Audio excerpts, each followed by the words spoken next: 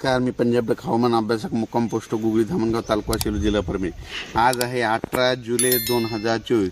सर्व शेतकऱ्याला सांगितलं की राज्यामध्ये रात्रीपासूनच पावसाला सुरुवात होणार आहे। म्हणजे आजपासून राज्यामध्ये पाऊस वाढणार आहे। म्हणजे खरं तर उद्यापासून जास्त वाढेल, पण आज बऱ्याच ठिकाणी सुरुवात होणार आहे। म्हणजे 19 जुलै 19, 20, 21, 22, 23 जुलै दरम्यान राज्यात पुन्हा पावसाचा जोर वाढणार आहे।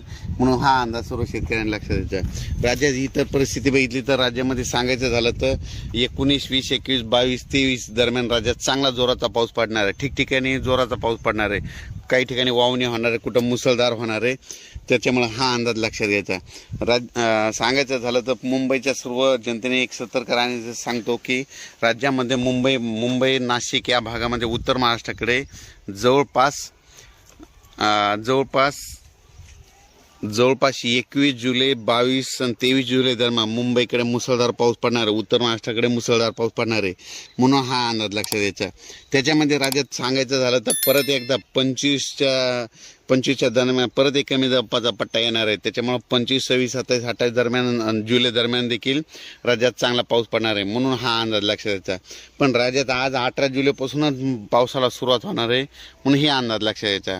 ज्या ज्या ठिकाणी पाऊस पडेल, वड्याला नाल्याला पाणी आल्याच्या नंतर पुलाच्या पासून शेतकऱ्यांनी आपण पूल ओलांडू नये, म्हणून ही काळजी सतर्कते घेणे गरजेचे आहे। सांगायचं झालं तर राज्यामध्ये म्हणजे आज 18 जुलैपासून ते 28 जुलै पर्यंत राज्यात जोराचा पाऊस पडणार, ठिकठिकाणी पडणार, दररोज 2-2 दिवस वेगवेगळ्या भागात पडत राहणार आहे। म्हणून हा अंदाज लक्षात सांगायचं झालं तर राज्यामध्ये आता म्हणजे आज 18 जुलैपासून ते 28 जुलैपर्यंत जिल्ह्यावाई घेऊ पूर्व विदर्भामध्ये 6 जिल्ह्यामध्ये 18 ते 28 जुलैपर्यंत चांगला पाऊस पडणार आहे। त्याच्यानंतर पश्चिम विदर्भाचे 5 जिल्ह्यामध्ये म्हणजे आज 18 जुलैपासून ते 28 जुलैपर्यंत जोराचा पाऊस पडणार आहे। दररोज भाग बदलत पडणार, म्हणून हा अंदाज लक्षात घ्यायचा। त्याच्यानंतर मराठवाड्यामध्ये देखील म्हणजे आजपासूनच बऱ्याच ठिकाणी पाऊस होणार आहे।